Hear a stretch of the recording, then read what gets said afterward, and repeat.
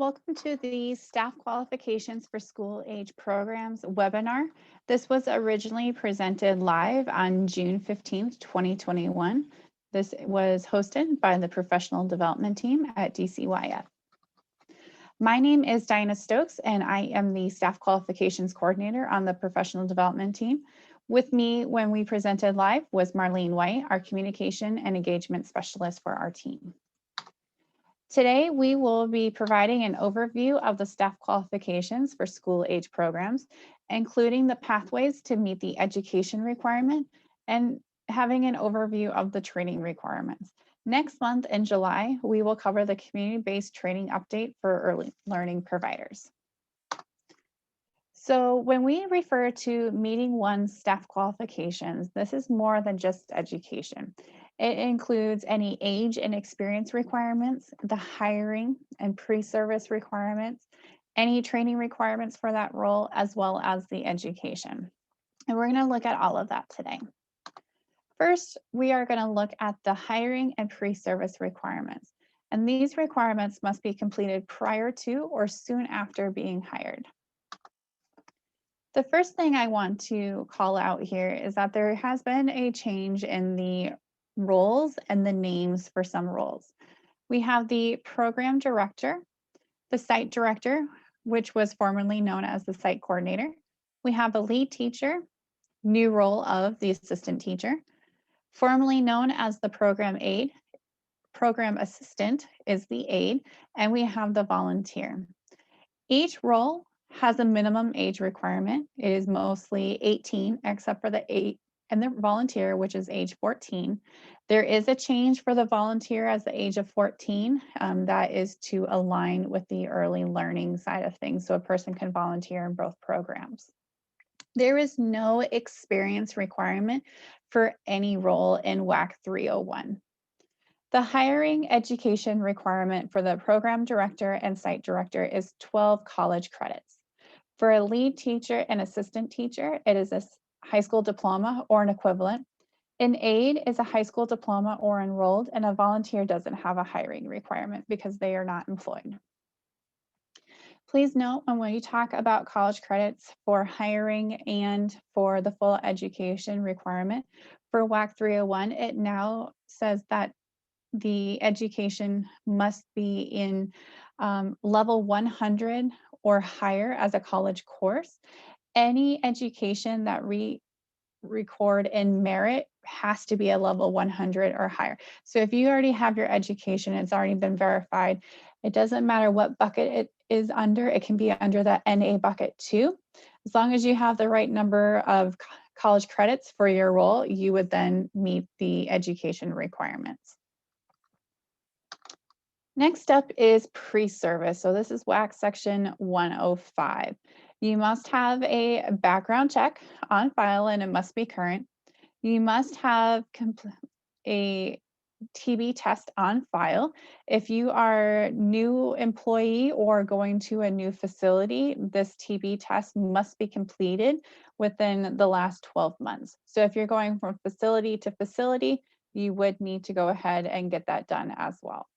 Licensing orientation must be completed prior to taking over the program. This is completed by the site director and program director, and it can be completed on the DCYF online training site. And this training will be recorded in merit upon completion through our automated system. Now we're going to look at the training requirements. So in the WAC, there are two different sections of training. So 106 is referencing the health and safety training requirements. These must be completed upon hire or within 90 days of hire. This includes school age basics, CPR first aid, bloodborne pathogens, and if your role requires it, the food handler's permit.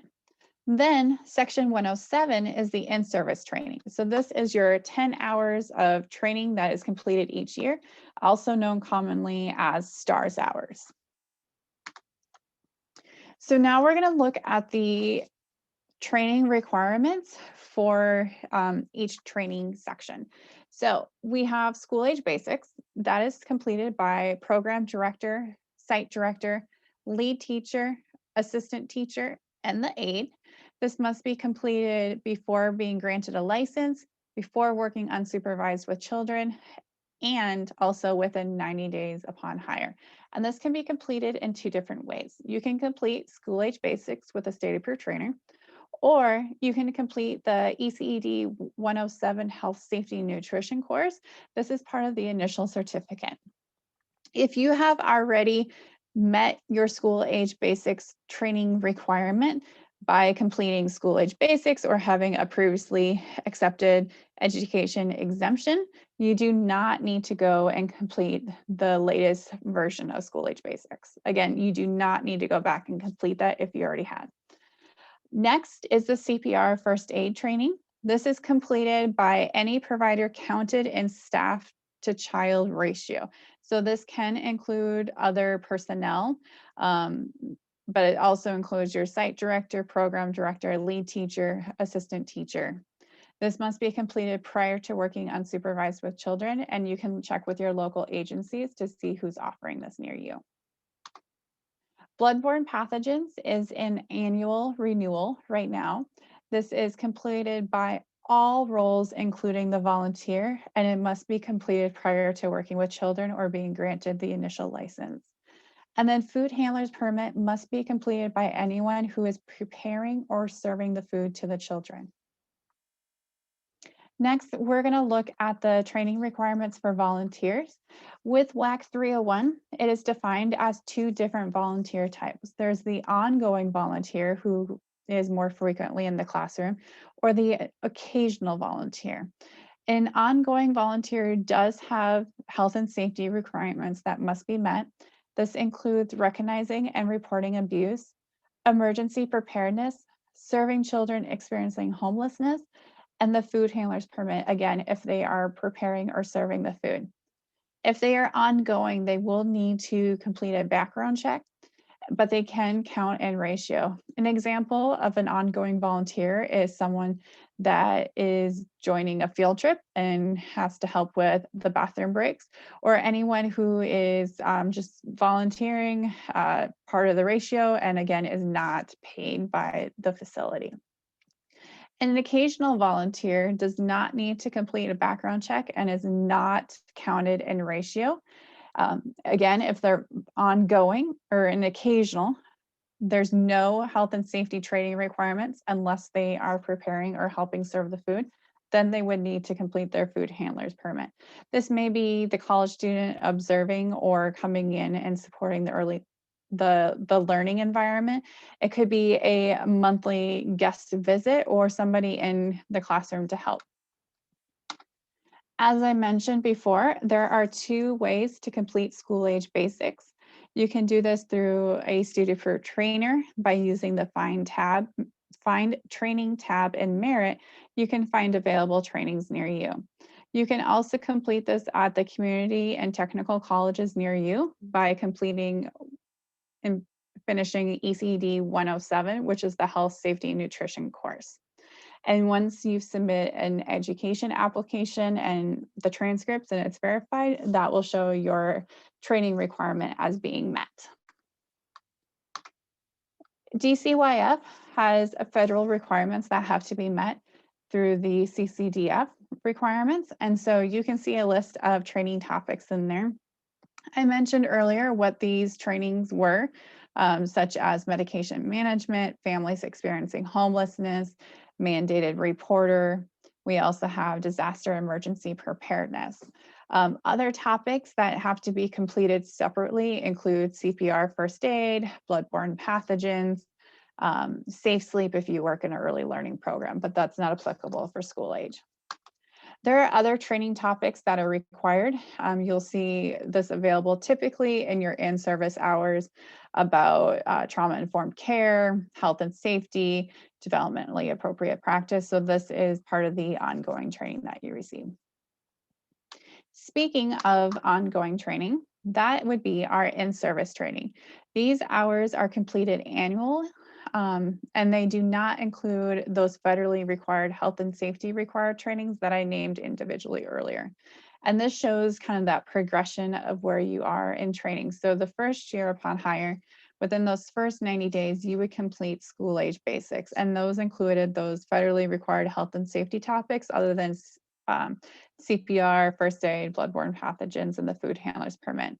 After that, after 12 months of continuous employment, you would then move into your annual in-service training, and you would complete that each year.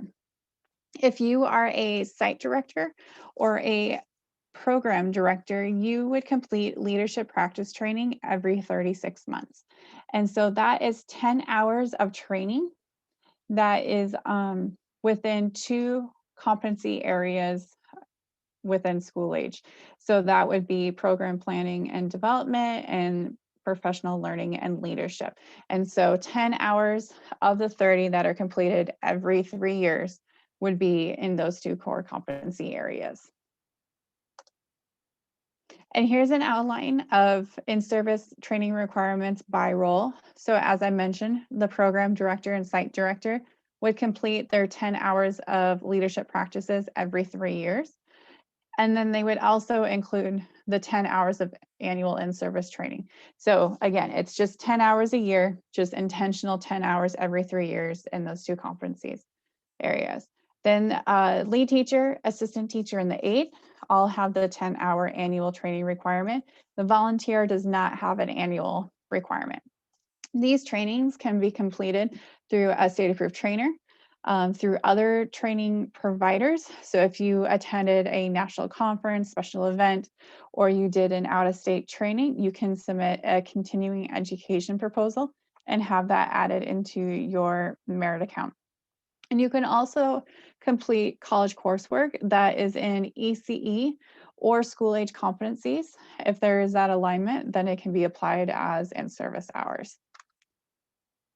The last section we're going to cover today is education. We already talked about the hiring education. We're going to talk about the full education.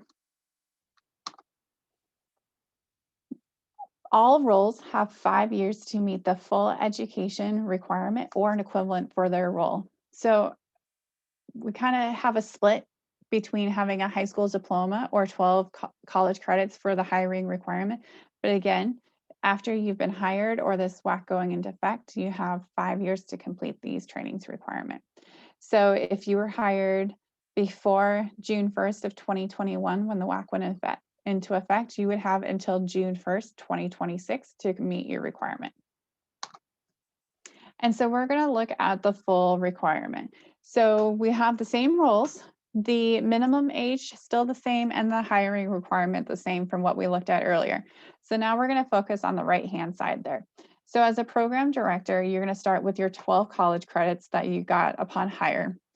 Within 5 years, you would have to have 45 college credits to meet your requirement. As a site director, you would start with the same 12 college credits and would have 30 college credits by the 5-year time frame. As a lead teacher, you have a high school diploma or equivalent, and within 5 years, you would have 12 college credits. The assistant teacher and the aide do not have a 5-year education requirement. It is just the high school diploma or equivalent for the assistant teacher, or finishing high school or remaining enrolled for the aide. And we will address what those equivalents are for full education very shortly. So if you do have education and it hasn't been recorded in merit yet, the first thing you want to do is submit the education application and upload or email us your official transcripts, and then we will review those through our education process, and those will get added into merit. The review period can take up to 30 days, and all documents must be received within 90 days to have the processing be complete. The next step is going to make a plan. So how are you going to meet your full education requirement? So there are 2 options for the roles.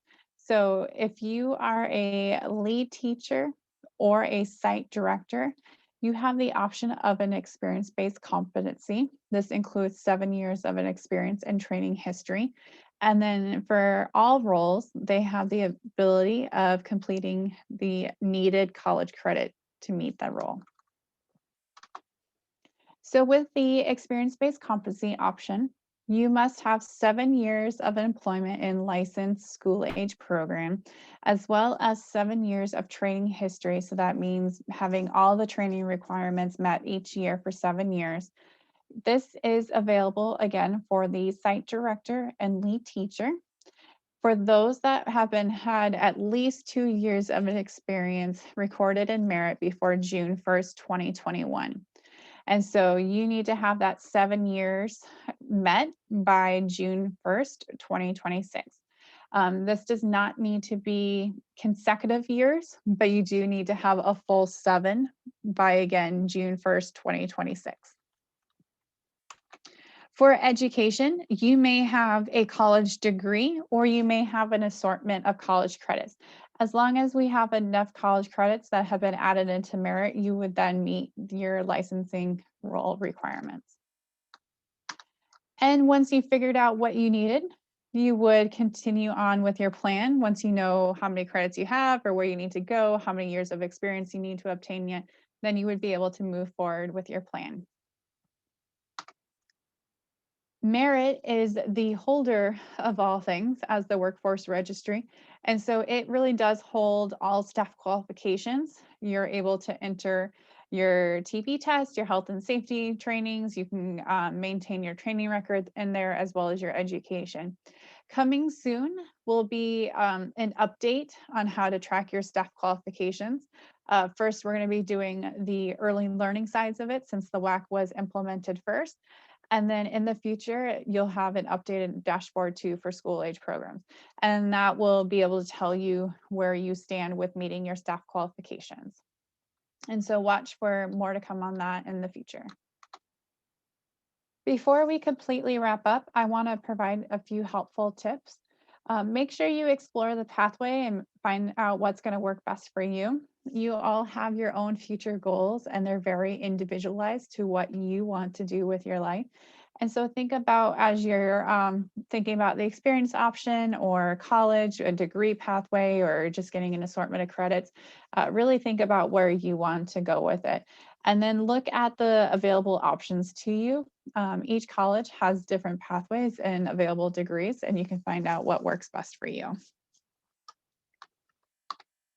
There are a lot of resources that are available. We realize that school age programs have not had a lot of resources available to them in the past, and we do apologize for that. We are working on updating and creating a staff qualifications webpage specifically for school age programs, and it will include the resources that you see on the screen. You'll have a general staff qualifications chart that shows and outlines what the age requirements are, as well as the hiring requirement and the full requirement. You'll see that there will be an equivalent options for education document and shows the experience route and which pathway, which role that is available for. And there's a lot of training requirements too. So you'll have the training requirements chart to help outline, kind of like the slides did for you today. So watch for that web page coming soon, probably early July. Coming up in the next several months, we have several webinars coming, so make sure you save the date. In July, as I mentioned earlier, we're going to have a community-based training update for early learning providers. In August, we're going to provide an update on dual language learning and what has been happening behind the scenes with that work. And then in September, we'll have a merit dashboard walkthrough for what that's going to look like for early learning providers as that rolls out. If you haven't already, you can go onto the professional development web pages and find all the previous editions of our newsletter. We have the professional development newsletter. We have the growing the workforce newsletter. If you're not already subscribed, you can email Marlene White to do that, but there's also a subscription button there. And all webinars like this one are recorded and added in there for future reference as well.